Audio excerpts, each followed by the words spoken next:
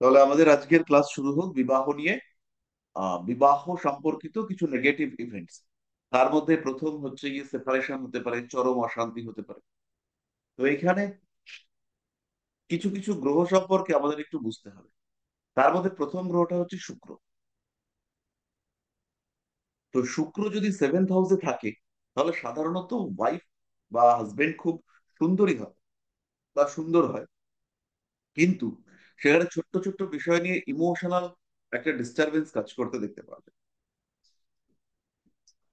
যেমন হচ্ছে গিয়ে এত ইগো প্রবলেম, নিজেকে নিয়ে এত বেশি গর্বিত যে বাকি জিনিসগুলো ইগনোর হয়ে যাচ্ছে।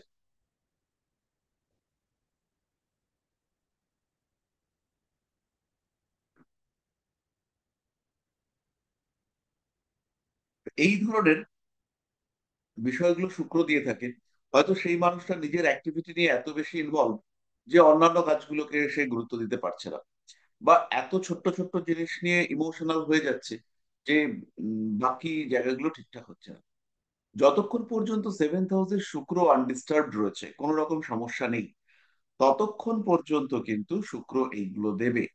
শুক্র যদি রাহু কিংবা জল রাশিস্থ মঙ্গল দিয়ে পীড়িত হয়, খুব ভালো করে শুনতে হবে, শুক্র যদি রাহু দ্বারা পীড়িত হয় তাহলে কিন্তু এখানে কিছু অন্য থার্ড রিলেশনশিপ জেনারেট হওয়ার সম্ভাবনা দেখতে পাওয়া যায়।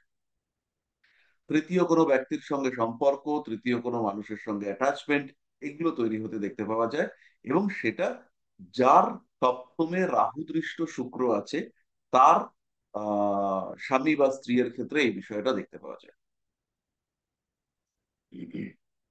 এরপরে উম, যদি এই শুক্র মঙ্গল দ্বারা পীড়িত থাকে বা মঙ্গল যুক্ত থাকে, তাহলে কন্টিনিউয়াস ঝামেলা অশান্তি সেগুলো হচ্ছে গিয়ে হতে থাকে।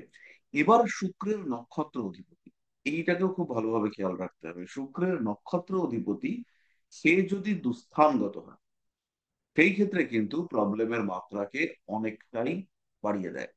যদি আহ শুক্রের নক্ষত্র অধিপতি সে দুস্থানগত হয়, তাহলে সমস্যা অনেক বাড়ায়, এবং সেই সমস্যা থেকে সেখান থেকে কিন্তু বেরিয়ে আসা প্রায় অসম্ভব হয়ে দাঁড়ায়। তাহলে শুক্র এই ধরনের কেসগুলোতে সেপারেশনের কারক হতে পারে। সপ্তমে শুক্র, সেখানে সাধারণত সেপারেশন হয় না, কিন্তু কিছু কিছু সময় সপ্তমে শুক্র সেপারেশন দিয়ে থাকে। এর সঙ্গে সঙ্গে এই সপ্তমে শুক্র একা সেপারেশন দেবে না, কিছু গ্রহ থাকবে যারা ষষ্ঠ ঘরটাকে ডিস্টার্ব করছে। ষষ্ঠ ঘরটা খুব পীড়িত না হলে সপ্তমে শুক্র সেপারেশন দেবে না। তাই ষষ্ঠ ঘরটাকেও আমাদেরকে দেখে নিতে হবে। আর তার সঙ্গে সঙ্গে আমাদের অবশ্যই ষষ্ঠ ঘরের উপরে যারা দৃষ্টি দিচ্ছে তাদেরকেও দেখে নিতে হবে। এরপরের যে গ্রহটাকে নিয়ে আমরা পড়বো সেটা হচ্ছে চন্দ্র। এই চন্দ্র যদি 7 নম্বর ঘরে থাকে, চাঁদ 7 নম্বর ঘরে থাকা, এটাও কিন্তু খুব ডিস্টার্ব। 7 নম্বর ঘরে চাঁদ থাকলে পরে স্বামী বা স্ত্রীর মধ্যে ছোট্ট ছোট্ট কারণ নিয়ে রেগুলার অশান্তি দেখতে পাওয়া যায়। এই ক্ষেত্রে তৃতীয় কোনো ব্যক্তি, কারণ মা, তারা ডিস্টার্ব করতে পারেন। কিন্তু এই প্রচন্ড ইমোশন, প্রচন্ড সেন্সেশন, তার কারণে ধীরে ধীরে সমস্যা দেখতে পাওয়া যায়। তবে সপ্তমে চন্দ্রকে খুব সহজভাবেই কন্ট্রোল করা যায়, যদি চন্দ্রের সঙ্গে কোনো শুভ গ্রহের দৃষ্টি বা সম্পর্ক থাকে। সেই ক্ষেত্রে ডিস্টারবেন্সেসটা অনেক কম হতে দেখতে পাওয়া যায়। এরপরে একটা বিকট গ্রহ হচ্ছে দেবগুরু বৃহস্পতি। আপনারা ভাববেন যে সপ্তমে বৃহস্পতি থাকলে পরে ম্যারেড লাইফটা খুব ভালো যায়, বাট বেসিক্যালি এটা হবে না। সপ্তমে যদি বৃহস্পতি থাকে, তাহলে ম্যারেড লাইফের ক্ষেত্রে বৃহস্পতি বেশিরভাগ ক্ষেত্রে সমস্যা সৃষ্টি করে। কয়েকটা রাশি লগ্নের ক্ষেত্রে একটু ডিফারেন্স দেখতে পাওয়া যায়। যেমন সিংহের ক্ষেত্রে সপ্তমে বৃহস্পতি শুভ, মিথুনের ক্ষেত্রে সপ্তমে বৃহস্পতি শুভ, কিন্তু মেষ বা বৃষর ক্ষেত্রে সপ্তমে বৃহস্পতি প্রবল অশুভ। মেষ বৃষ, খেয়াল রাখবেন, মেষ বা বৃষ। বৃষর ক্ষেত্রে বৃহস্পতি অষ্টমপতি, মেষের ক্ষেত্রে বৃহস্পতি দ্বাদশপতি। এরা সপ্তমে এসে কিন্তু সমস্যা সৃষ্টি করে। কর্কটের ক্ষেত্রে বৃহস্পতি গন্ডগোল করে, কিন্তু মিথুনের ক্ষেত্রে বৃহস্পতি জেনারেলি অ্যাটাচমেন্টকে কন্টিনিউ করার চেষ্টা করে, চট করে অসুবিধা হয় না।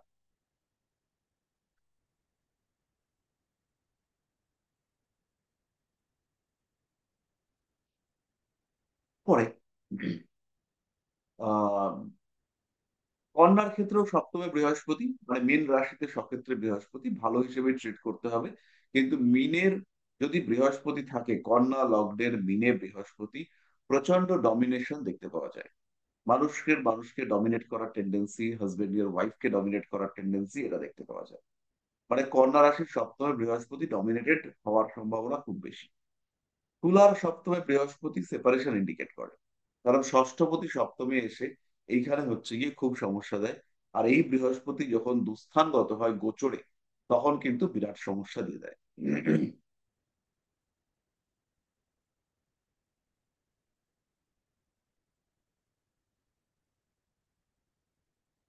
তারপর হচ্ছে বৃশ্চিক।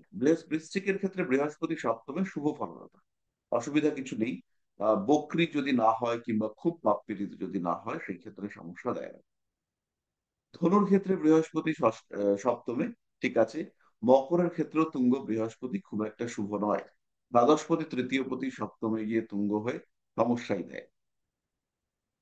তারপরে কুম্ভ রাশি, সপ্তমে বৃহস্পতি অশুভ নয়। সিংহ রাশিতে বৃহস্পতি যদি থাকে ঠিক আছে। আর লাস্ট হচ্ছে মিনের ক্ষেত্রে লগ্নপতি সপ্তমে খুব একটা খারাপ রেজাল্ট দেয় না। বিয়ের পরে জাতকের ডেভেলপমেন্ট আসতে থাকে। কিন্তু এই বৃহস্পতি যদি বক্রী হয়, বৃহস্পতি যদি পাপ পীড়িত হয়, বৃহস্পতি নক্ষত্র অধিপতি যদি দুস্থানগত হয়, এবং একজনের বৃহস্পতির উপরে যদি আরেকজনের পাপ গ্রহের প্রভাব থাকে, সেই ক্ষেত্রে কিন্তু প্রবল সমস্যা হতে দেখতে পাওয়া যায়। ভীষণ রকম নেগেটিভিটি সেই ক্ষেত্রে দেখতে পাওয়া যায়। এইটাকে অ্যাভয়েড করা খুব মুশকিল। এবং বৃহস্পতি যদি অশুভ প্রভাব বিস্তার করতে শুরু করে, সেই অশুভ প্রভাবকে অতিক্রম করা কিন্তু রীতিমতো কঠিন। আমরা বৃহস্পতিকে যে পজিটিভিটি দিয়ে ভাবি, তো সেই পজিটিভিটি কিন্তু বৃহস্পতি বেশিরভাগ সময় দিলেও বহু সময় বৃহস্পতি প্রচুর সমস্যা করে দেয়।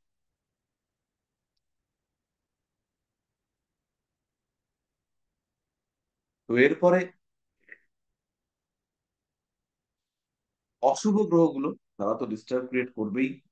মঙ্গল, রাহু, আহ রবি, শনিকে আমি অতটা নেগেটিভ ধরি না, কিন্তু কেতু, মঙ্গল, রাহু, রবি, এরা ডিস্টার্ব ক্রিয়েট করে। বুধও বহু সময় 7 নম্বর ঘরে ভালো রকম আইনি ঝামেলা নিয়ে আসে। সপ্তম ভাবটা যতটা সম্ভব পাপ পীড়িত না হওয়াটাই ভালো। কোন রকম গ্রহহীন যদি সপ্তম ভাব থাকে, সেটাকেই আমরা বেটার বলবো। এবং তার সঙ্গে সঙ্গে ষষ্ঠ ভাবে যদি কোনো শুভ কম্বিনেশন দেখতে পাওয়া যায়, সেই ক্ষেত্রে সেপারেশনের সম্ভাবনা কমে। এইটাই মোটামুটি বিবাহ সম্পর্কিত গ্রহদের অবস্থান। এর সঙ্গে সঙ্গে কিছু কিছু যোগ রয়েছে, যেমন 6, 7, 12 যোগে সেপারেশন দেখতে পাওয়া যায়। 6, 7, 12 যোগে যদি শুক্র এসে সংযুক্ত হয়, 6, 7, 12-র সঙ্গে যদি শুক্র এসে সংযুক্ত হয়, সেই ক্ষেত্রে সেপারেশনের কারণ রিলেশনশিপ হয়। বাইরে কারোর সঙ্গে প্রেমে সংযুক্ত হয়ে রয়েছে, তার কারণে সেপারেশন, এটা দেখতে পাওয়া যায়।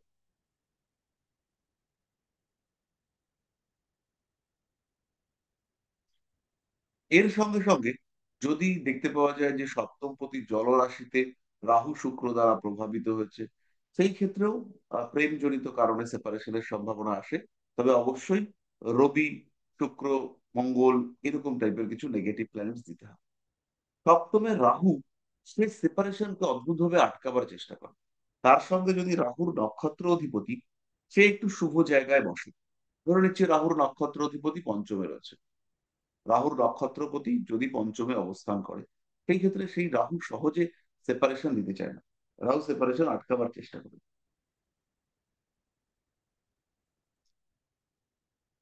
অশান্তি প্রচুর, কিন্তু পৃথক হতে দিচ্ছে না, কোনো না কোনো ভাবে আটকে রেখে দিচ্ছে।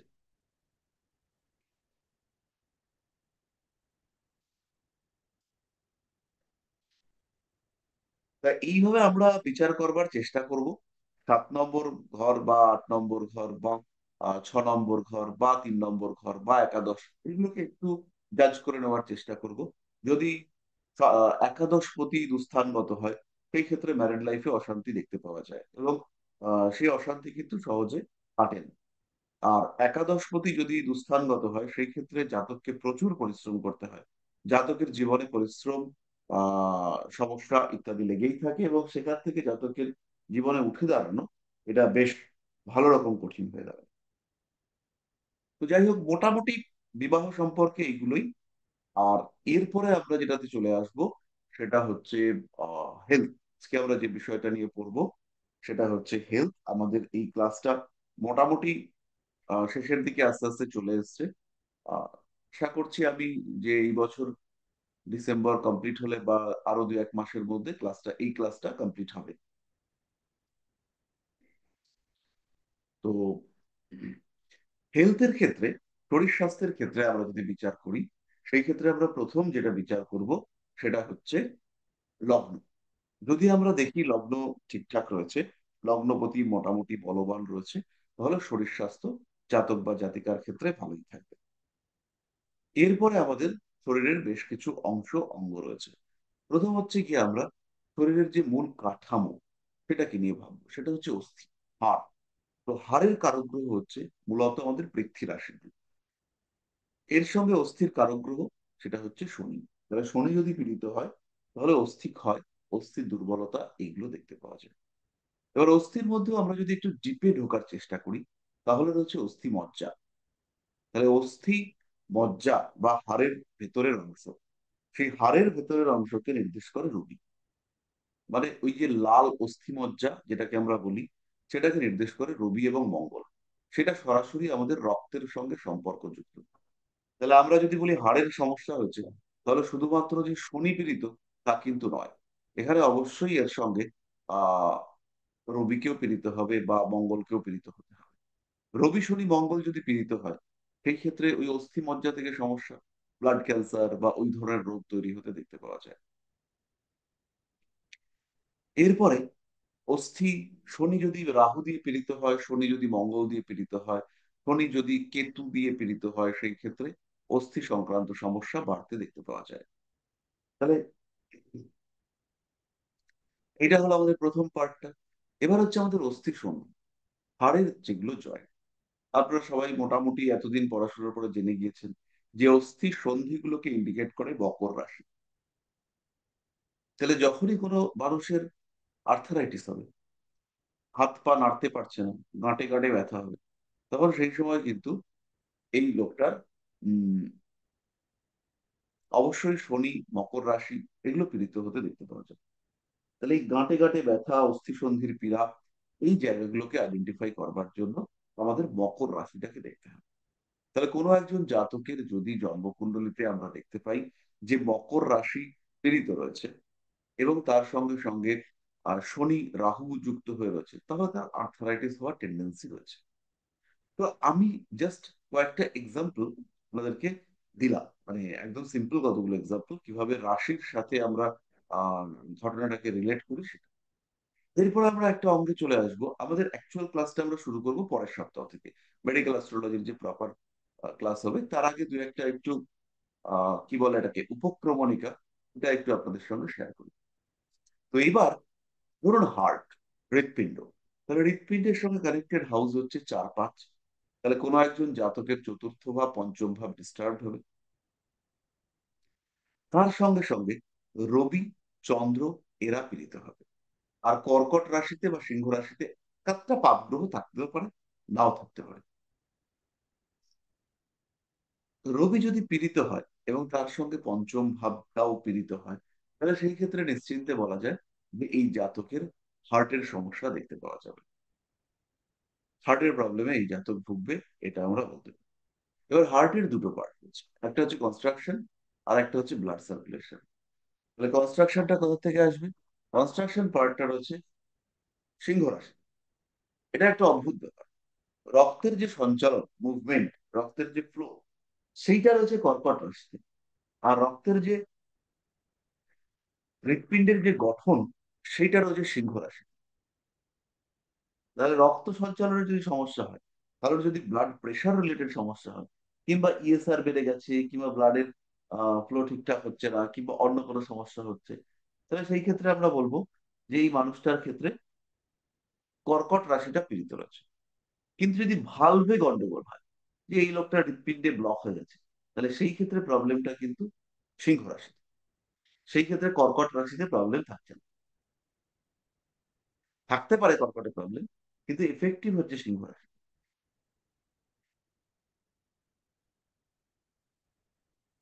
তাহলে আমরা রাশি, ভাব এবং গ্রহ, এই পুরো ব্যাপারটাকে নিয়ে বিচার করবার চেষ্টা করি। বহু সময় আমরা দেখতে পাবো আমাদের বিচারে গন্ডগোল হচ্ছে, কিন্তু তা সত্ত্বেও আমরা যে কাজটা করব সেটা হচ্ছে গিয়ে মানুষটাকে গাইড করবার চেষ্টা করব। আর আরেকটা বিষয় হচ্ছে গিয়ে, আমি আর কি, আপনারা যেহেতু আমার অনেক পুরোনো দিনের স্টুডেন্ট এবং আপনারা সবাই জানেন যে একটা বিরাট দুর্ঘটনা ঘটেছে। তো এই ক্ষেত্রে আমি একটা জিনিস আপনাদেরকে বলবো, যে সেটা হচ্ছে কন্টিনিউয়াসলি নিজেদের চার্ট গুলো দেখবেন। দশা, অন্তর্দশা, প্রত্যন্তর দশা, সূক্ষ্ম দশা, এগুলো কন্টিনিউয়াসলি দেখতে থাকবেন অ্যাটলিস্ট প্রত্যন্তর দশা পর্যন্ত। ঘটনা যখন ঘটে তখন আমরা আহ আহ একটা কথা আছে, নিয়তি কে না বদ্ধতে। তো সেটাকে আমরা ওভারকাম করতে পারি না। কিন্তু সেই ক্ষেত্রে যে ঘটনাগুলো, সেগুলোতে যদি আমরা প্রিকশন কিছুটা নিতে পারি, তাহলে সেই সময়টাকে যদি কোনোভাবে বের করে দেওয়া যায়, সেটা হচ্ছে গিয়ে আমরা সেটাকে ওভারকাম করতে পারি। এবং এটা একদম নিশ্চিত যে ইনফ্লুয়েন্স সেটা ঘটনাকে পাল্টায়। এবং আপনারা সবাই জানেন যে ওভারল্যাপিং বলে একটা বই আছে। তো ওভারল্যাপিং নিয়ে আমার একটা বই রয়েছে, সেই ক্ষেত্রে আহ ঘটনার সময় ঘটনা ঘটবেই, কিন্তু তাকে আমরা নিজেরা প্রভাবিত করতে পারি। কারণ আমরা সকলেই পুনর্জন্মে বিশ্বাস করি। আমরা সকলেই পরিবর্তনশীল ভাগ্যে বিশ্বাস করি। পরিবর্তনশীল ভাগ্য, তাকে হচ্ছে গিয়ে আমরা কিছুটা হলেও নিয়ন্ত্রণ করতে পারি। প্রকৃতি সবসময় চেষ্টা করে ঘটনাগুলোকে ঘটাবার, কিন্তু তা সত্ত্বেও আমরা তার উপরে প্রতিকার দিয়ে হোক, কোনো না কোনো ভাবে হোক, নিয়ন্ত্রণ আনার চেষ্টা করি। তো সেই কারণে আমি আপনাদের প্রত্যেককেই বলবো যে নিজেদের নিজেদের পরিবারের ক্লোজ মানুষদের চার্ট অবশ্যই রেগুলার দেখবেন। তো আমরা হচ্ছে গিয়ে ইগনোর করতাম, যা হবে হবে বা যা ইয়ে হবে হবে। তো তার যে ফল আমাদের ক্ষেত্রে ঘটেছে, আমি আশা করব যে আর তাদের কারোর ক্ষেত্রে এরকম কখনো আসবে না। তো এই ধরনের যে বিষয়গুলো, এর কিন্তু ইন্ডিকেশন খুব স্পষ্ট ভাবে আসে, আমরা বুঝতে পারি না। তো সেই কারণে হচ্ছে গিয়ে আমাদের সবসময় চেষ্টা করতে হবে যে ব্যাপারগুলোকে পারফেক্ট করার, ব্যাপারগুলোকে ঠিকঠাক করবার চিন্তা ভাবনা করে যতটা সম্ভব নিজেদের নিয়ন্ত্রণে, যতটা সম্ভব ম্যাক্সিমাম স্তব স্তোত্র পাঠ, নিজেদের চতুর্দিকে রক্ষা কবচ সৃষ্টি করা, যতটা সম্ভব করবার, সেটা হচ্ছে গিয়ে আমাদের প্রত্যেকের করা উচিত এবং রেগুলার বেসিসে করা উচিত। তো বহু ক্ষেত্রে আমরা ভুল করে ফেলি, বহু ক্ষেত্রে আমাদের ইগনোরড হয়ে যায়, বহু ক্ষেত্রে ওভার কনফিডেন্স, মারাত্মক হচ্ছে ওভার কনফিডেন্স। তো সেই জায়গাটাকে আমাদেরকে আহ, ভবিষ্যতে আমরা চেষ্টা করব প্রত্যেকেই নিজেরা, ভুল থেকেই তো মানুষ শেখে, ত্রুটি থেকেই মানুষ শেখে। তো আমরা প্রত্যেকেই চেষ্টা করব নিজেদের জায়গাটাকে ঠিকঠাক রাখবার। তো যাই হোক না কেন, তো আমাদের মেডিকেল অ্যাস্ট্রোলজি যখন আমরা করব, তখন আমাদের শরীরের উপরে একটা সার্বিক জ্ঞান, এইটা হচ্ছে গিয়ে আমাদের রাখতে হবে। ধরুন একজন মানুষের বলছে সুগার হচ্ছে। তো সুগার এটা অ্যাকচুয়ালি কি, এটা আমাদেরকে একটু বুঝতে হবে। এটা হচ্ছে একটা mainly hormonal disorder. Insulin, glucagon, এই সমস্ত হরমোন থেকে এই সুগার ডিজিজটা হয়। একজন মানুষ মোটা হয়ে যাচ্ছে, একজন মানুষ মোটা হয়ে যাচ্ছে, খুব মোটা হয়ে যাচ্ছে, ডাক্তারের কাছে গেল। ডাক্তার চেক করে বললো তোমার থাইরয়েডে সমস্যা হয়েছে, থাইরয়েড গ্ল্যান্ডে সমস্যা হয়েছে। তো থাইরয়েড গ্ল্যান্ডটা, এই গ্ল্যান্ডটার জন্য মানুষটা মোটা হচ্ছে। মোটা হয়ে যাওয়ার কারক গ্রহ বৃহস্পতি, কিন্তু থাইরয়েড গ্ল্যান্ডের যে সেক্রেশন হরমোন, তার কারক গ্রহ শুক্র। ফলে বৃহস্পতি পীড়িত হলে যেমন মানুষটা মোটা হতে পারে, ঠিক তেমন ভাবেই শুক্র পীড়িত হলেও মানুষটা মোটা হয়ে যেতে পারে। তাহলে থাইরয়েডের কারণে যদি কেউ মোটা হয়, তাহলে সেই ক্ষেত্রে হচ্ছে গিয়ে উম শুক্র তার কারক গ্রহ।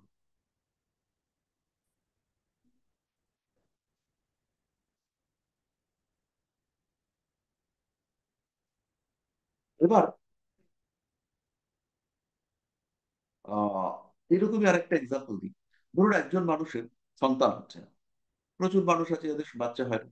এবার বাচ্চা না হওয়ার কারণ হচ্ছে গিয়ে আমরা ভাবছি পঞ্চম ভাব, কিন্তু সন্তানের সঙ্গে কানেক্টেড হাউস, সেই হাউসটা হচ্ছে eight house, seventh house, six house. পঞ্চম ভাব কি করে? পঞ্চম ভাবটা হচ্ছে ক্রিয়েট করবার মেন্টালিটি তৈরি করে। যেমন ধরুন একজন শিল্পী, সেই শিল্পী কি করছে? সে একটা হাতের কাজ করছে, হাত দিয়ে সেটা ছবি আঁকছে। এবার এই ছবিটা আঁকছে হাত দিয়ে, তাহলে ছবি আঁকার কারো হাউস হচ্ছে থার্ড হাউস, সে তো আর পেট দিয়ে ছবি আঁকবে না, সে মন দিয়ে ছবি আঁকবে আর হাত দিয়ে ছবি আঁকবে। এবার ছবির যে সেন্সেশন, তার ক্রিয়েটিভিটি, সেই ক্রিয়েটিভিটিটা কোথায় আছে? 5 নম্বর, পঞ্চম ভাবে রয়েছে ক্রিয়েটিভিটি। কিন্তু সেই পঞ্চম ভাবের যে ক্রিয়েটিভিটি, সেইটা কন্ট্রোল হচ্ছে কার দিয়ে? হাতের থেকে। তাহলে পঞ্চম ভাব ক্রিয়েটিভিটি, ক্রিয়েশন কিন্তু হাত, মানে থার্ড হাউস। ঠিক সেইভাবেই একজন মানুষ সঙ্গীত চর্চা করছে, সঙ্গীতটাও ক্রিয়েটিভিটি। সেই সঙ্গীতের সঙ্গে কানেক্ট হচ্ছে কোথায়? তার মুখে। সে গান গাইছে, তাহলে সে হচ্ছে গিয়ে এই যে গানটা গাইছে, তাহলে এই যে তার ক্রিয়েটিভিটি, এটা মুখের সঙ্গে যেমন কানেক্টেড, তেমনি পাঁচের সঙ্গে কানেক্টেড। তেমনি সন্তান, সন্তানের চাহিদা হচ্ছে 5, কিন্তু সন্তানের উৎপাদন সেটা হচ্ছে 6, 7, 8। ছেলেদের ক্ষেত্রে 7, 8 মূলত, মেয়েদের ক্ষেত্রে 6, 7 মূলত। তাহলে এইবার আপনি দেখলেন যে একজন মানুষ, তার হচ্ছে কি স্পার্ম কাউন্ট কম আছে। এবার না তো 6-এর সাথে এটা সম্পর্কিত, না তো এটা 7-এর সাথে সম্পর্কিত, না এটা 8-এর সাথে সম্পর্কিত। স্পার্ম কাউন্ট সম্পর্কিত হচ্ছে শুক্র আর জল তত্ত্বের রাশিগুলোর সাথে। শুক্র যদি পীড়িত হয়, স্পার্ম কাউন্ট কমবে। শুক্র যদি জলরাশিগত হয়, শুক্র যদি জলরাশিগত হয় এবং শুক্রের নক্ষত্র অধিপতি যদি ভীষণ পীড়িত হয়, তাহলে স্পার্ম কাউন্ট কমবে।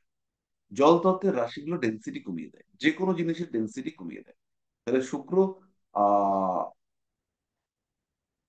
মীন রাশিতে উচ্চস্থ হয়, কিন্তু তা হলেও, শুক্র মীন রাশিতে উচ্চস্থ হলেও, সেই মীন রাশিস্থ শুক্র, সে যদি তার নক্ষত্র যদি দুর্বল থাকে, তাহলে সেই ক্ষেত্রে স্পার্ম কাউন্ট কমিয়ে দেয়। তাহলে এখন যদি আমরা পঞ্চম ভাবকে পাওয়ার আপ করার চেষ্টা করি, বা পঞ্চম ভাবকে নিয়ে বসে থাকি যে পঞ্চম ভাব তো ভীষণ ভাব, কিন্তু শুক্র পীড়িত হয়ে আছে, তাহলে সেই জাতকের আমাদের প্রেডিকশন ভুল হয়ে যাবে। এবার হচ্ছে গিয়ে, যেমন আমরা একটু আগে বললাম আর্থারাইটিস। তো আর্থারাইটিস এর ক্ষেত্রে আমাদের অনেক রকম টাইপ আছে। তো কখনো শুক্র পীড়িত হলে আর্থারাইটিস হতে পারে, সাইনোভিয়াল আর্থারাইটিস হতে পারে, কখনো হচ্ছে কি অস্টিও আর্থারাইটিস হতে পারে, কখনো ভুল বললাম আমি, এটা অস্টিও আর্থারাইটিস হতে পারে, রিমাচয়েড আর্থারাইটিস হতে পারে। রিমাটয়েড আর্থারাইটিস এর সঙ্গে কানেক্টেড গ্রহ হচ্ছে শুক্র। তাহলে এইরকম ভাবে আমাদের, যদি আমরা কেবলমাত্র হাড়ের সমস্যা বলে শনিকে নিয়ে বসে থাকি, তাহলে আমাদের ভুল সিদ্ধান্ত হবে, আমাদের ভুল হবে।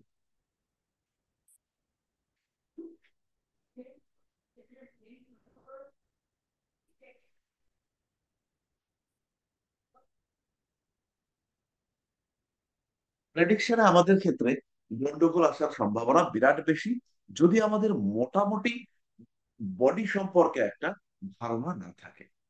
যেমন ধরুন, একজন মানুষের হচ্ছে গিয়ে আহ ক্যান্সার হচ্ছে, এবং ক্যান্সার বারবার আসছে, বারবার ফিরে আসছে। আহ, এবার সেই মানুষটা ক্যান্সার, কোন একটা ডিজিজ, যেটা হচ্ছে গিয়ে নর্মাল। এবার এই অ্যাবনর্মালিটি কে তৈরি করতে পারে? রাহু। কোথায়? কলাকোষে। কলাকোষ মানে হচ্ছে কি আমাদের সেল, কোষ, শরীরটা যা দিয়ে তৈরি সেই কোষ। এবার সেই কোষ সারা শরীরে ছড়িয়ে আছে। তাহলে রাহু মঙ্গলের যদি সম্পর্ক সৃষ্টি হয়, সেই ক্ষেত্রে ক্যান্সার হওয়ার টেন্ডেন্সি দেখতে পাওয়া যায়। এবং এই রাহু মঙ্গলের সম্পর্ক, এটা যদি আনকন্ট্রোলড, তাহলে সেই ক্যান্সার হওয়ার টেন্ডেন্সি দ্রুত আসতে দেখতে পাওয়া যায়। এরপরে আমরা যেটা দেখতে পাবো, যে এইটা যদি কন্ট্রোলড হয় বৃহস্পতির দ্বারা, তাহলে ট্রিটমেন্ট এটা ঠিক হবে। তাহলে এই যে রাহু মঙ্গলের কম্বিনেশনটা তৈরি হলো, এটা কোথায় হয়েছে, সেই জায়গাটাতে ক্যান্সার হওয়ার সম্ভাবনা কতটা, বা কোন কোন ক্ষেত্রকে মঙ্গল কন্ট্রোল করছে, কোন কোন জায়গাকে, কোন কোন জায়গাকে মঙ্গল নিয়ন্ত্রণ করে রাখছে, এই জায়গাটাকে আমরা যদি বুঝতে পারি, বা কোথায় কোথায় এই কম্বিনেশন গুলো সৃষ্টি হয়েছে, তাহলে সেক্ষেত্রে কিন্তু আমরা রাহু মঙ্গলকে দেখে বুঝতে পারবো কোন জায়গায় ক্যান্সার হওয়ার টেন্ডেন্সি রয়েছে।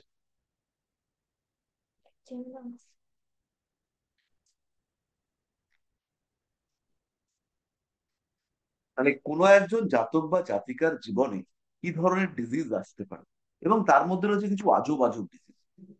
একবার এক ভদ্রলোক এসেছিলেন, তার হচ্ছে গিয়ে শিরাগুলো চওড়া হয়ে, শিরাগুলো হচ্ছে গিয়ে অনেক, শিরাগুলো চওড়া হয়ে যাওয়ার জন্য ব্লাড ফ্লো কমে যাচ্ছে, মানে ব্লাডের যে গতিশীলতা, সেই গতিশীলতা তো শিরা ধমনির উপরে ডিপেন্ড করে। তো তার শিরা এবং ধমনী এগুলো হচ্ছে কি চওড়া হয়ে গেছে, এর মধ্যে যে ক্রস সেকশনাল এরিয়া যে ক্ষেত্র, সেই ক্ষেত্র হচ্ছে গিয়ে সরু হয়ে গেছে, পাতলা হয়ে গেছে।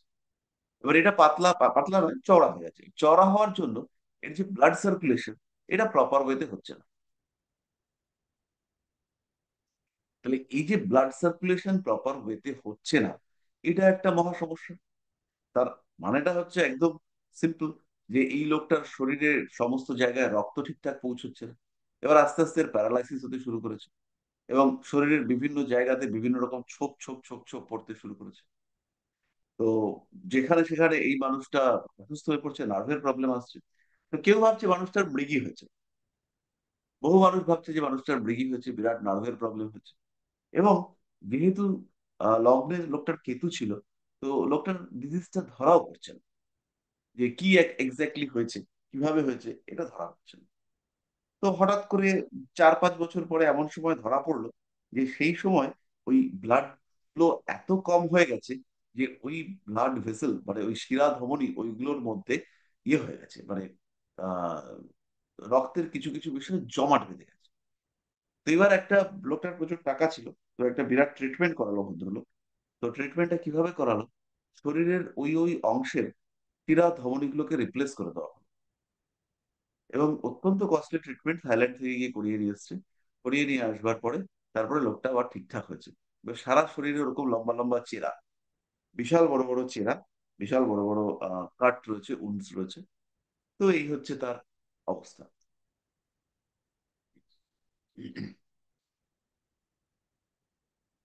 তো এবার যে বিষয়টা আমাদেরকে বুঝতে হবে, সেটা হচ্ছে এই মেডিকেল অ্যাস্ট্রোলজিতে আমাদের শরীর স্বাস্থ্যের মধ্যে একটা প্রপার রিলেশনশিপ খুঁজে বার করতে হবে। তাহলে সেটা আমি একটু বলে দিই। তাহলে প্রথম হচ্ছে কি আমাদের লগ্ন, সে হচ্ছে সারা শরীরকে ইন্ডিকেট করে। আমাদের সমস্ত শরীর, পুরো বডি, হোল বডি, সেটা কন্ট্রোল হয় আমাদের লগ্নকে নিয়ে। তাহলে লগ্ন দুর্বল মানেই হচ্ছে রোগ প্রবল। রোগটা কোত্থেকে আসবে? 6 নম্বর ঘর থেকে। তাহলে 6 নম্বর ঘর যদি বলবান হয়, তাহলে আবার রোগ প্রবণতা কমে যাবে। তাহলে লগ্ন যদি দুর্বল হয়, কিন্তু 6 নম্বর ঘরটা যদি বলবান হয়, তাহলে রোগ প্রবণতা কম, জাতক বা জাতিকা ঠিকঠাক ভাবে রয়েছে। লগ্ন দুর্বল এবং 6 নম্বর ভাবটাও দুর্বল, সেই ক্ষেত্রে এই জাতক কিন্তু বারংবার রোগে ভুগবে, শারীরিক দিক থেকে দুর্বল হবে, এবং ভীষণ রকম সমস্যা তার জীবনে আসবে, বারবার আসবে।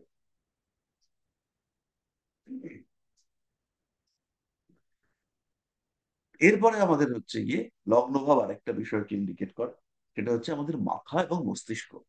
তাহলে লগ্ন যদি পীড়িত হয়, তাহলে ব্রেন, হেড, মাইগ্রেন, এইসবের সমস্যা, মস্তিষ্ক পীড়া ইত্যাদি দেখতে পাওয়া যাবে। তাহলে এটা আমাদের খেয়াল রাখতে হবে, যে লগ্ন যদি পীড়িত হয়, সেক্ষেত্রে মস্তিষ্ক সংক্রান্ত সমস্যা আসতে পারে জাতকের জীবনে। তাহলে আমরা এটাকে মাথায় রাখবো। লগ্নের সঙ্গে করসপন্ডিং রাশি, সেটা হচ্ছে গিয়ে মেষ রাশি। মানে মেষ রাশিটাও আমাদের মস্তিষ্ককে ইন্ডিকেট করে। তাহলে যদি কোনো জাতকের লগ্ন পীড়িত হয়, মেষ রাশিটাও পীড়িত হয়, সেই ক্ষেত্রে সেই জাতকের কিন্তু মস্তিষ্ক সংক্রান্ত বড় সমস্যার সৃষ্টি হতে দেখতে পাওয়া যায়। দ্বিতীয় ভাবকে কন্ট্রোল করে বৃষ রাশি। দ্বিতীয় ভাব ইন্ডিকেট করে আমাদের মুখমণ্ডল, আমাদের ফেস, আমাদের মুখমণ্ডলে যে পঞ্চ ইন্দ্রিয় রয়েছে, তাকে পুরোটাই দ্বিতীয় ভাব ইন্ডিকেট করে। তার সঙ্গে আমাদের যে চক্ষু, কর্ণ, নাসিকা, জিহ্বা, ত্বক, এগুলো রয়েছে, একেও কিন্তু দ্বিতীয় ভাবই কন্ট্রোল করে। সুতরাং কোনো একজন জাতকের মধ্যে বাক্য সংক্রান্ত সমস্যা রয়েছে, সেটা দ্বিতীয় ভাব থেকে আসবে। কোনো একজন জাতকের চোখের সমস্যা রয়েছে, সেটা আমরা দ্বিতীয় ভাব থেকে দেখতে পাবো। কোনো একজন জাতকের নাকে একটা পলিপ হচ্ছে, সেটাও আমরা দ্বিতীয় ভাব থেকেই দেখতে পাবো। তাহলে প্রত্যেকটাকে ডিফারেন্সিয়েট করবো কি করে? যেমন ধরুন, কারোর যদি দ্বিতীয় ভাবে মঙ্গল, রাহু ইত্যাদি থাকে, সেই ক্ষেত্রে ওই পলিপ হওয়ার সম্ভাবনা, শ্বাসের সমস্যা, নাকের মধ্যে টিউমার, এই সমস্ত দেখতে পাওয়া যায়। কখনো কখনো মুখমণ্ডলে অন্য কোথাও টিউমার, লাম্প ইত্যাদি সৃষ্টি হতে পারে। যদি দ্বিতীয় ভাব পীড়িত হয়, বৃষ রাশি পীড়িত হয়, রবিও পীড়িত হয়, সেই ক্ষেত্রে চোখের সমস্যা দেখতে পাওয়া যায়। জাতকের দৃষ্টি সংক্রান্ত সমস্যা সৃষ্টি হতে দেখতে পাওয়া যায়।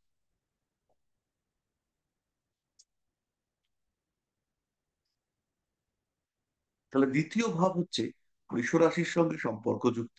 দ্বিতীয় ভাব ইন্ডিকেট করে আমাদের পঞ্চ ইন্দ্রিয়, আমাদের মুখমণ্ডল, আমাদের মুখমণ্ডলের স্কিন। দ্বিতীয় ভাবে কেতু, দ্বিতীয় ভাবে রাহু, এরা আমাদের শরীরে বা বিশেষ করে মুখমণ্ডলে কিছু বিকৃতিকে ইন্ডিকেট করে। যে মুখমণ্ডলে দাগ রয়েছে, মুখমণ্ডলের স্কিনের প্রবলেম রয়েছে, ব্রণ হচ্ছে, এই ব্যাপারগুলোকে ইন্ডিকেট করে। ব্রণর কারক গ্রহ সেটা কিন্তু মঙ্গল, শুক্র, রাহু, এই সমস্ত। ব্রণ মূলত হরমোনাল ডিজিজ, এবং সেই ক্ষেত্রে ব্রণ শুক্রের দ্বারাও কিছুটা নিয়ন্ত্রিত হয়। এবং যেহেতু মুখমণ্ডলে হয় এটা, তাই দ্বিতীয় ভাব বা বৃষ রাশি এটা কিছু না কিছু অল্প বিস্তর পীড়িত থাকতে দেখতে পাওয়া যায়।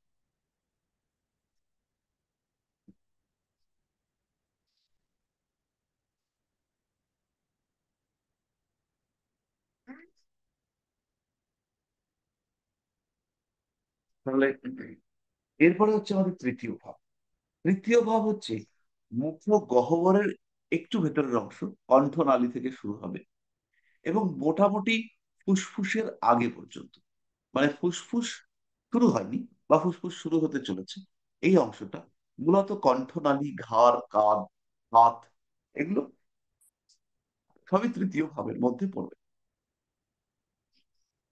তাহলে তৃতীয় ভাব আমাদের গলা, হাত, কাঁধ, ঘাড়, এগুলোর সঙ্গে কানেক্টেড। আর তৃতীয় ভাবের সঙ্গে আরেকটা কানেকশন রয়েছে, পুরোপুরি স্পাইনাল কর্ড, সেটার সঙ্গে তৃতীয় ভাবের একটা কানেকশন রয়েছে। পুরো আহ শিরদাঁড়া, মেরুদণ্ড, এটা পুরোটাই তৃতীয় ভাবের সঙ্গে কানেক্টেড। তাহলে এটা আমাদের খেয়াল রাখতে হবে। যত লোকের যত স্পন্ডিলাইটিস হয়, যার ফলে চলাফেরা অ্যাক্টিভিটি কমে যায়, এই ওয়ার্ডটা আমরা খেয়াল রাখবো, অ্যাক্টিভিটি কমে যায়। যখন এই অ্যাক্টিভিটি কমতে দেখতে পাওয়া যায়, তখনই কিন্তু এখানে তৃতীয় ভাবের একটা সম্পর্ক আমরা দেখতে পাই। কারণ তৃতীয় ভাবকে আমরা বলেছি হাউস অফ অ্যাক্টিভিটি।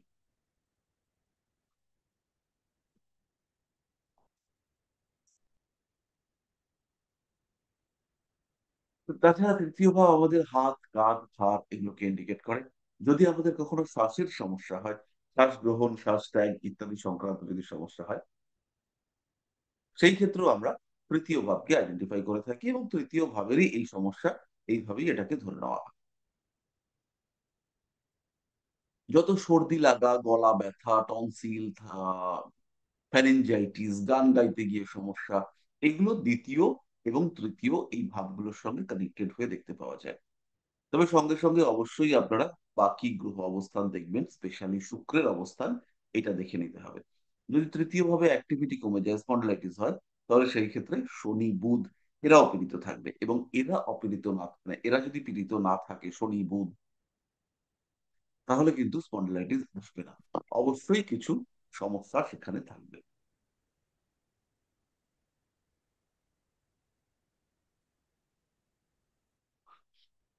এরপরে আমরা চলে আসবো চতুর্থ ভাবে। তাহলে চতুর্থ ভাবকে নিয়ন্ত্রণ করবে কর্কট রাশি। আর চতুর্থ ভাবের সঙ্গে কিছুটা মিথুনের সম্পর্ক রয়েছে। ব্যাপারটা কিরকম?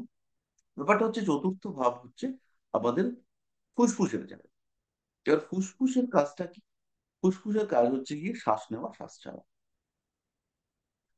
এটা একদমই ফুসফুসের কাজ নয়। ফুসফুসের কাজ হচ্ছে রক্তকে পরিষ্কার করা, শ্বাস গ্রহণ, শ্বাস গ্রহণের যে অক্সিজেন যুক্ত অক্সিজেন যুক্ত বাতাস, সেখান থেকে অক্সিজেনকে রক্তের সঙ্গে মেশানো, এটা হচ্ছে ফুসফুসের মূল কাজ। তাহলে ফুসফুসের মধ্যে দুটো ঘটনা ঘটছে। একটা হচ্ছে বাতাসের আদান প্রদান, আর একটা হচ্ছে রক্তের পরিশ্রুতকরণ। রক্তের পরিশ্রুতকরণের ব্যাপারটা যখনই আসবে, তখন রক্ত সঞ্চালন ব্যাপারটা আসবে, এবং তখন হচ্ছে কি আমাদের কর্কট কানেক্টেড হবে। মাথায় রাখবেন। তাহলে ফুসফুসের কারক সেটা হচ্ছে কর্কট, এবং যখন বাতাসের আদান প্রদান হবে, তখন সেখানে মিথুন। এবং আপনারা যখনই দেখবেন যে মিথুন রাশির সিম্বল, সেখানে একটা পুরুষের মুখমণ্ডল, একটা স্ত্রীর মুখমণ্ডল ওখানে দেখতে পাওয়া যায়।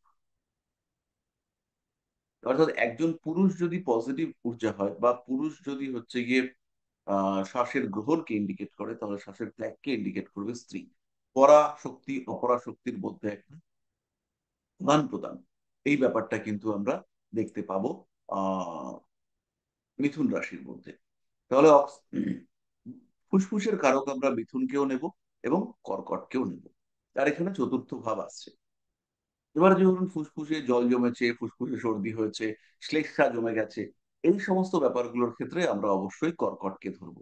কিন্তু যদি অন্য কোনো কারণে স্মোকিং করে ফুসফুস বরবাদ হয়েছে, সেই ক্ষেত্রে কিন্তু তার কানেকশন আসবে মিথুন রাশিতে। কিংবা ফুসফুসে অন্য কোনো ডিজিজ হয়েছে, টিউবারক্লোসিস হয়েছে, সেইগুলো আমরা কানেকশন পাবো মিথুন রাশি, তৃতীয় ভাবের শেষের দিকে, চতুর্থ ভাবের শুরুর দিকে। পরবর্তী যেটা আমরা পাবো সেটা হচ্ছে চতুর্থ ভাব। আমরা যেহেতু চতুর্থ ভাব থেকেই ছিলাম, এখানে হৃৎপিণ্ডের যোগাযোগ রয়েছে। যখনই চতুর্থ ভাবে আমরা আসবো, হৃৎপিণ্ডের শুরু সেটা কিন্তু চতুর্থ ভাব থেকেই আসবে। এবং হৃৎপিণ্ডের যেটা উদ্দেশ্য, সেটা হচ্ছে কি রক্তকে সঞ্চালন করা, এখানকার রক্ত ওখানে নিয়ে যাওয়া, ওখানকার রক্ত এখানে নিয়ে আসা। এই যে সঞ্চালন, কন্টিনিউয়াস মুভমেন্ট, এই মুভমেন্টের সঙ্গে কারকত্ব রয়েছে কর্কট রাশি। কর্কটেই এই সঞ্চালন দেখতে পাওয়া যায়, এই যে মুভমেন্ট, এটা একমাত্র আমরা কর্কটের মধ্যেই দেখতে পাবো। এই চর জল তত্ত্বের রাশি কর্কট এই কাজটি করবে। তাহলে হৃৎপিণ্ডের যে মুভমেন্ট, সেটা হচ্ছে গিয়ে কর্কটের সঙ্গে সম্পর্কযুক্ত। হৃৎপিণ্ডের যে পরিশ্রুত করাটা, পাম্পিং, এটা কর্কটের সঙ্গে কানেক্টেড। আর হৃৎপিণ্ডের গঠন, এটা হচ্ছে গিয়ে সিংহের সঙ্গে। হৃৎপিণ্ড মূলত চতুর্থ ভাব থেকে পঞ্চম ভাব পর্যন্ত বিস্তৃত। এবং চতুর্থ ভাবে আমাদের যে ওয়ার্ডটাকে আমরা ইউজ করি, মন, মন মানে হচ্ছে হৃদয়। তাহলে এই হৃদয়টা হচ্ছে গিয়ে চতুর্থ ভাবের সঙ্গে অ্যাসোসিয়েটেড। কর্কট রাশি, সিংহ রাশি হৃদয় বা হৃৎপিণ্ডকে ইন্ডিকেট করবে। হৃৎপিণ্ড সংলগ্ন সংলগ্ন যে সমস্ত গ্রন্থি, যেমন প্লীহা, যেমন হৃৎপিণ্ডের অন্যান্য অঙ্গ, ডায়াফ্রাম, তার সঙ্গে সঙ্গে হৃৎপিণ্ড সংলগ্ন যে পেছনের দিকটা, অস্থি অংশগুলি, সেই সমস্ত জায়গা কানেক্টেড হচ্ছে কিন্তু অবশ্যই পঞ্চম ভাবের সঙ্গে এবং কিছুটা সিংহ রাশির সঙ্গে। পঞ্চম ভাব সরাসরি না হলেও আমাদের জেনিটালস কে ইন্ডিকেট করে। জেনিটাল মানে হচ্ছে জনন অঙ্গ। কেন ইন্ডিকেট করে? কারণ পঞ্চম ভাব, এখানে একটা অদ্ভুত ব্যাপার রয়েছে। পঞ্চম ভাব আমাদের ইচ্ছা, আমাদের ডিজায়ার, আমাদের আগ্রহ, এইসবের সঙ্গে কানেক্টেড। এবং পঞ্চম ভাব এই ইচ্ছে, আগ্রহ, এই মনের স্বস্তি, শান্তি, এই সমস্ত ব্যাপারের সঙ্গে যখন পঞ্চম ভাব রিলেটেড, তখনই কিন্তু সন্তান উৎপাদনের আগ্রহ জন্মায়। এবং সন্তান উৎপাদনের যে যন্ত্রপাতি সমূহ, তাদেরকে আমরা বলি জেনিটালস, অর্থাৎ জনন অঙ্গ। তাহলে এই জনন অঙ্গ, এগুলো 5 নম্বর ঘরের সঙ্গে সরাসরি অ্যাসোসিয়েটেড নয়, কিন্তু জনন অঙ্গের অ্যাক্টিভিটি, সেটা কিন্তু 5 নম্বর ঘরের সঙ্গে কানেক্টেড। যেমন হচ্ছে গিয়ে একটা পুরুষ একটা মহিলার কাছে যায়, মূল উদ্দেশ্য হচ্ছে সন্তান উৎপাদন। যৌন তৃপ্তি তো রয়েছেই, কিন্তু যৌন তৃপ্তির ফল হচ্ছে গিয়ে সন্তান উৎপাদন। তাহলে একটা পুরুষের একটা স্ত্রীকে যে ভালো লাগে, একটা যে অ্যাট্রাকশন তৈরি হয়, সেই অ্যাট্রাকশনের পেছনে মূল চালিকা শক্তি, সেটা পঞ্চম ভাবের সঙ্গে নিহিত, পঞ্চম ভাবের মধ্যে সেটা কানেক্টেড আছে। তাহলে পঞ্চম ভাব এই জনন অঙ্গগুলোর সঙ্গে সরাসরি বা প্রত্যক্ষভাবে না হলেও কানেক্টেড। এবার লগ্ন এই জনন অঙ্গগুলোর সঙ্গে কানেক্টেড। কারণ এই জনন সংক্রান্ত যত হরমোন রয়েছে, সেগুলো সবই তৈরি হয় পিটুইটারি গ্রন্থিতে। যেমন হচ্ছে গিয়ে এলএইচ, আহ এলএইচ নয়, আহ এফএসএইচ, ধরুন এটা হচ্ছে ফলিকল স্টিমুলেটিং হরমোন। কিংবা হচ্ছে গিয়ে জিটিএইচ। জিটিএইচটা হচ্ছে গোনাডোট্রপিক হরমোন। তো এই জিটিএইচ, এটার সেক্রেশন হয় পিটুইটারি থেকে, মাথা থেকে। এবং এটা কাজ করে কোথায়?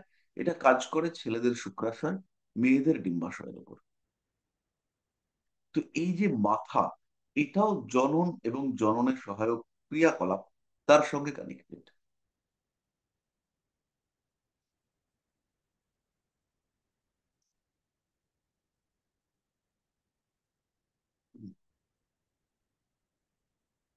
পঞ্চম ভাব আমাদের হৃৎপিণ্ডের নিচের অংশ, আমাদের লিভার আর পাকস্থলীকে নির্দেশ করবে। এবার এই পঞ্চম ভাবের সঙ্গে কানেক্টেড রাশি, সেটা কিন্তু কন্যা রাশি।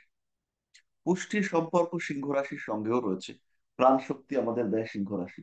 কিন্তু সিংহ রাশির সঙ্গে সম্পর্ক থাকলেও পুষ্টি ব্যাপারটা, বা আমাদের ওই পাকস্থলী, পাকস্থলীর পরবর্তী অংশ, গলব্লাডার, লিভারের নিচের অংশ, অগ্নাশয়, ক্ষুদ্রান্ত্র, বৃহদান্ত্র, এগুলো সবই সরাসরি কানেক্টেড কন্যা রাশির সাথে।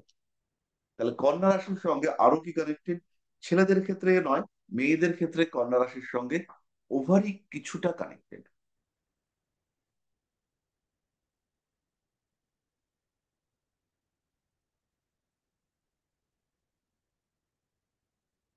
তবে কন্যার সঙ্গে উম ওভারি তুলার সঙ্গেও কানেক্টেড।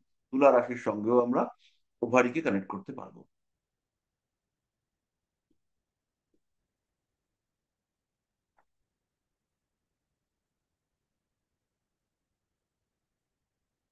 এরই সঙ্গে সঙ্গে কন্যা রাশি পৃথ্বী তত্ত্বের দত্তক রাশি, আমাদের হাড়ের মুভমেন্টকে কন্ট্রোল করে। আমাদের শিরদাঁড়ার যে মুভমেন্ট, আমরা যে কোনো দিকে মুভ করতে পারি, কোনো দিকে মুভ করতে পারি না, এই মুভমেন্টটাকে কন্ট্রোল করে কন্যা রাশি। তাহলে মোটামুটি 1 থেকে 6 পর্যন্ত আমরা বুঝতে পারলাম, লগ্ন থেকে ষষ্ঠ পর্যন্ত। এই পর্যন্ত কোনো প্রশ্ন থাকলে একটু বলুন।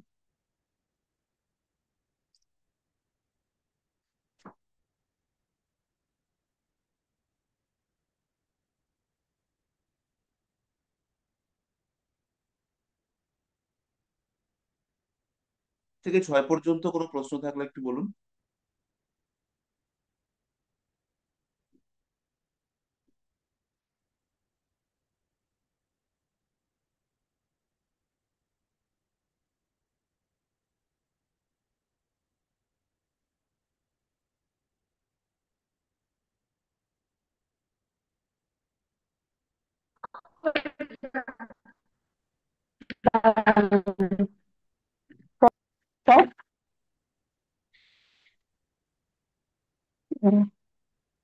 হ্যাঁ।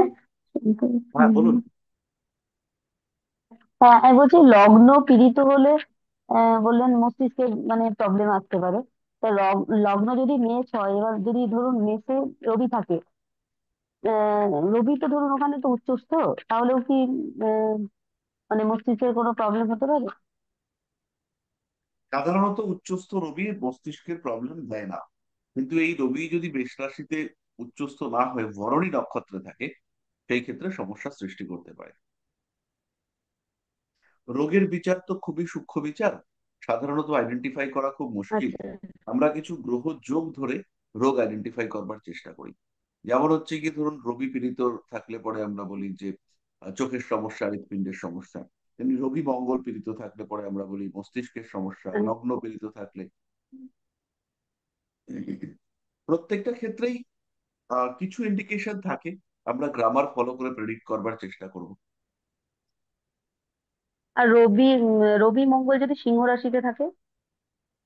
রবি মঙ্গল সিংহ রাশিতে থাকা, এটা খুব একটা খারাপ যোগ নয়, যদি না এটা মকর রাশি হয়, আচ্ছা। মকর লগ্ন হয়। মকর যদি লগ্ন হয়, সেই আচ্ছা। ক্ষেত্রে রবি মঙ্গল হ্যাঁ। অষ্টমে চলে পড়ে। অষ্টমপতি অষ্টমে আয়ু বৃদ্ধি কারক, কিন্তু চতুর্থপতি একাদশপতি অষ্টমে গিয়ে অষ্টমপতি যুক্ত হওয়া, এটা কিন্তু হৃৎপিণ্ড হ্যাঁ। সংক্রান্ত সমস্যা দিতে পারে। এবং এখানে হৃৎপিণ্ড, ব্লাড সংক্রান্ত সমস্যা সেটাও আসতে পারে। আচ্ছা, ঠিক আছে।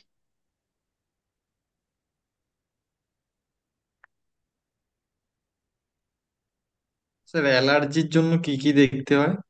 অ্যালার্জির জন্য যদি লগ্নপতি কেতুর নক্ষত্রে থাকে, যদি লগ্নে কেতুর কোনো প্রভাব থাকে, যদি রোগ নির্দেশক ঘরগুলোতে কেতু বুধের সম্পর্ক থাকে।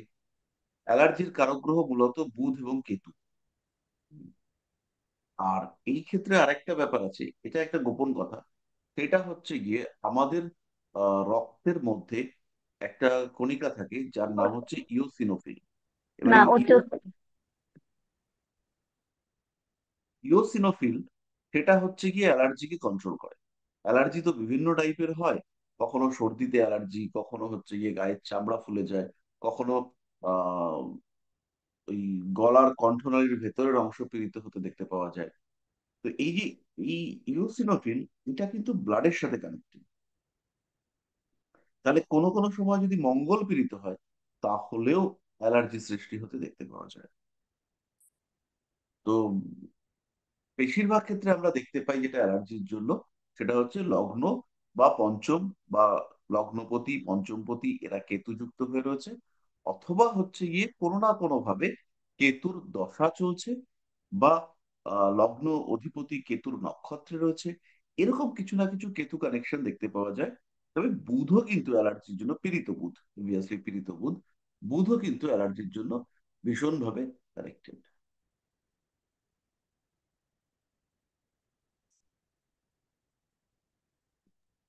স্যার কম্বাস্টেড বুট তো প্রীত হিসেবেই ধরা হবে নাকি?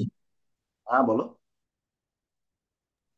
দগ্ধ বুট তো প্রীত হিসাবেই ধরা হবে, সেটাই তো জিজ্ঞাসা দগ্ধ করছি। বুধ সবসময় পীড়িত হয় না, কিন্তু অ্যালার্জির ক্ষেত্রে দগ্ধ বুধ মনে হয় না খুব সমস্যা করবে।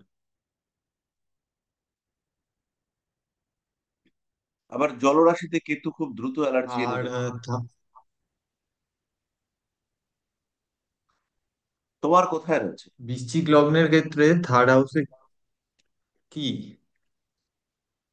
বৃশ্চিক লগ্নের ক্ষেত্রে থার্ড হাউসে কেতু। ভূত? আর কেতু কোথায়? হ্যাঁ, এটা কি ব্রিদিং প্রবলেম দেয়? বৃশ্চিক লগ্নের ক্ষেত্রে থার্ড হাউসে বুধ ব্রিদিং প্রবলেম কেতু দিতে পারে। থার্ড হাউসে আছে বৃশ্চিক লগ্ন? হ্যাঁ, হ্যাঁ, ব্রিদিং প্রবলেম দিতে না পারে। না, থার্ড হাউসে বুধ না, কেতু। ও, ব্রিদিং প্রবলেম অবশ্যই দিতে পারে। হুম।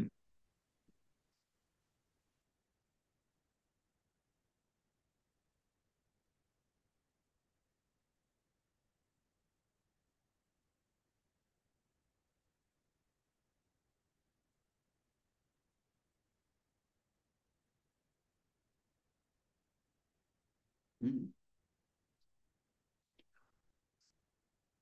তো এরপরে আমরা চলে আসবো 7th হাউসে, 7 নম্বর ঘর।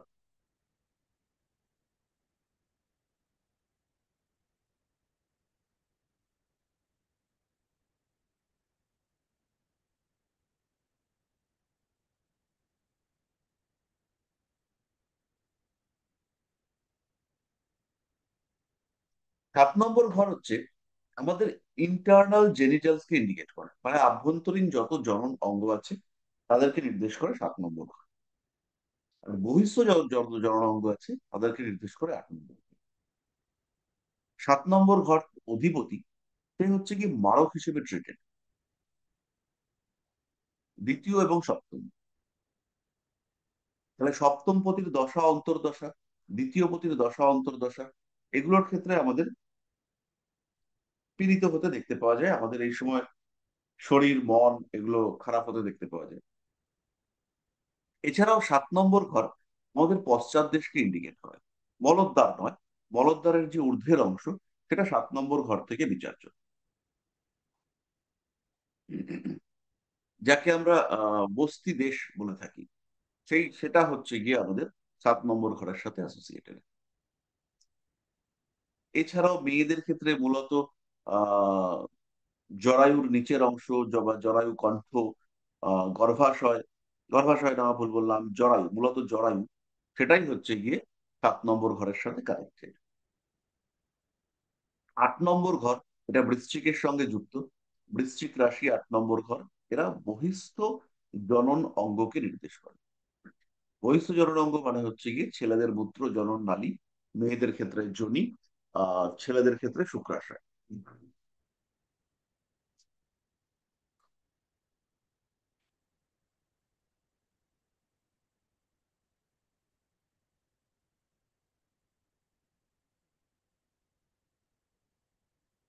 তাহলে এই ব্যাপারটাকে আমরা মোটামুটি বুঝতে পারলাম। পরবর্তী জায়গাগুলো অনেকটা ইজি, যেমন হচ্ছে গিয়ে নবম ভাব, সেটা আমাদের থাইকে ইন্ডিকেট করে। তার সঙ্গে কানেক্টেড রাশি হচ্ছে ধনু।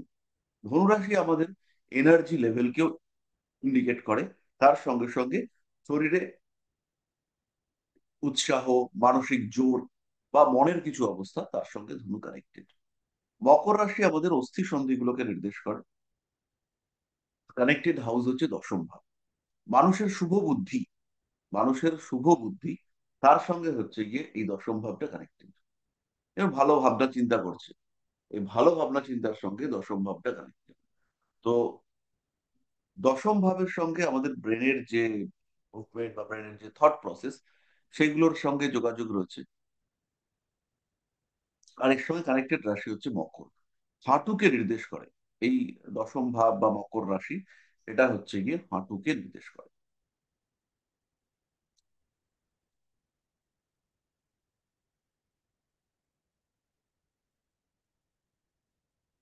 আর্থারাইটিস, অস্থি সন্ধির পীড়া, এগুলো সবই আমরা এই দশম ভাব বা মকর রাশি থেকে প্রাপ্ত হই। এরপরে আমাদের যে রাশিটা আসবে বা যে ভাবটা আসবে সেটা হচ্ছে একাদশ ভাব। 11 নম্বর ভাব অত জটিল কিছু নয়, হাঁটুর নিচের অংশ, গোড়ালি পর্যন্ত মোটামুটি সেই অংশকে ইন্ডিকেট করে, এবং কুম্ভ রাশি একাদশ ভাবকে নির্দেশ করে। এবং শরীরের মধ্যে যত স্থির বায়ু আছে, যেখানে যেখানে বাতাস স্থিত হয় শরীরের মধ্যে, সেই সমস্তটাই কুম্ভ রাশির দ্বারা কানেক্টেড, কুম্ভ রাশির সঙ্গে যুক্ত।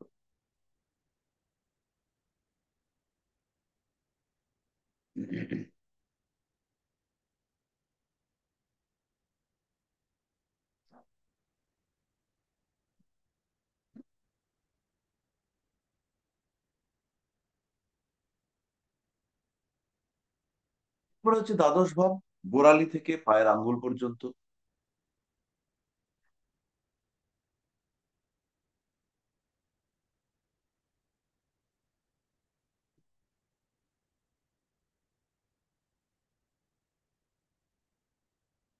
সেটা হচ্ছে দ্বাদশ ভাব, মীন রাশির সঙ্গে কানেক্টেড। এবার মীনের সঙ্গে কানেক্টেড আরেকটা বিষয় আছে, আপনারা সবাই জানেন যে লসিকা বলে একটা ব্যাপার রয়েছে শরীরের মধ্যে, যেখানে যেখানে ব্লাড সার্কুলেশন প্রপার হতে পারে না, সেখানে লসিকার একটা সংবহন দেখতে পাওয়া যায়। এবং এই যে লসিকা সংবহন, এই লসিকা সংবহন কিন্তু কন্ট্রোল করে মীন রাশি। তাহলে মীন রাশি শরীরের জল তত্ত্বের ব্যালেন্সকে কন্ট্রোল করে। একজন মানুষ জল খাচ্ছে আর মূত্র ত্যাগ করছে, এই দুটোর মধ্যে যে ব্যালেন্স, সেইটাকে নিয়ন্ত্রণ করে হচ্ছে মীন রাশি। শরীরের মধ্যে রক্ত, আহ জল, মূত্র, এদের সবার মধ্যে যে একটা ব্যালেন্স, যত রকম তরল রয়েছে প্রত্যেকের মধ্যে তো একটা ব্যালেন্সড কন্ডিশন রয়েছে, সেই ব্যালেন্সড কন্ডিশনটাকে কন্ট্রোল করে মীন রাশি। আর একটা বিষয়, আমি আর কি এটাকে রিসেন্টলি ইয়ে করেছি, মানুষের যে যৌন কামনা, অর্থাৎ মানুষের যে আর্জ লিবিডো, সেইটাকেও মীন রাশি কিছুটা কন্ট্রোল করে।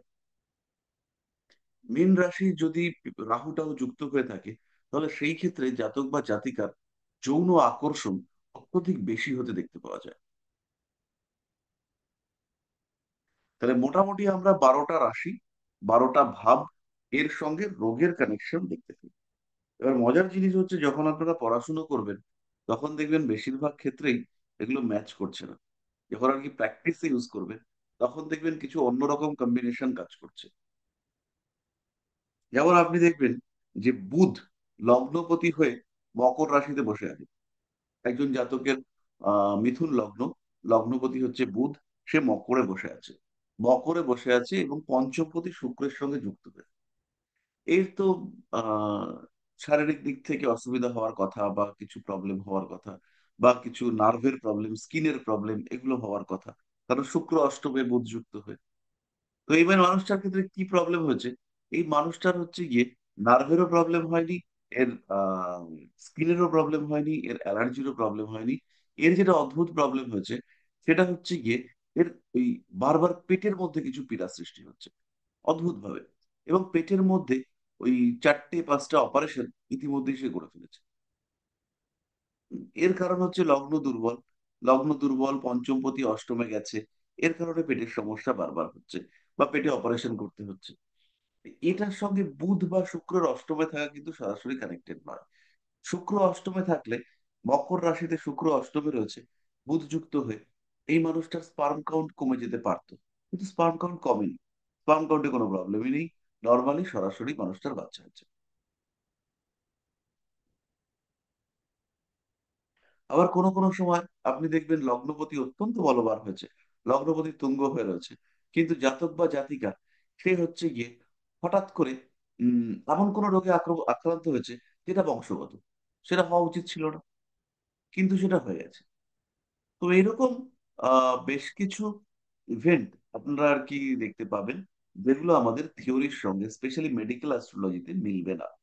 কিন্তু তা হলেও যদি নলেজটা প্রপার থাকে, সেই ক্ষেত্রে আপনারা ব্যাপারগুলোকে একটু ঠিকঠাক জায়গায় নিয়ে যেতে পারবেন, যে কেন এটা এক্স্যাক্টলি হলো, কি ঘটনা, সেটাকে নিয়ে আসতে পারবেন। এবং সবচেয়ে বড় জিনিস হচ্ছে আপনি আহ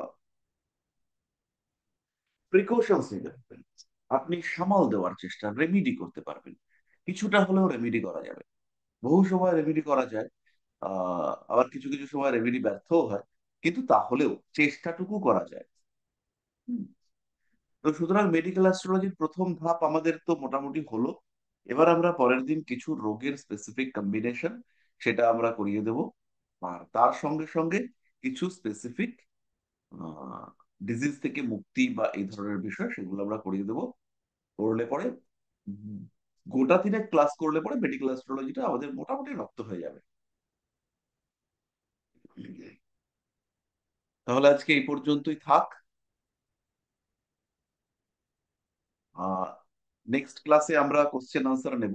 পরের ক্লাসে, আজকের ক্লাসে আর কোশ্চেন আনসার আমরা সেটার মধ্যে যাচ্ছি না। তো সবাই খুব ভালো থাকুন। শুভরাত্রি।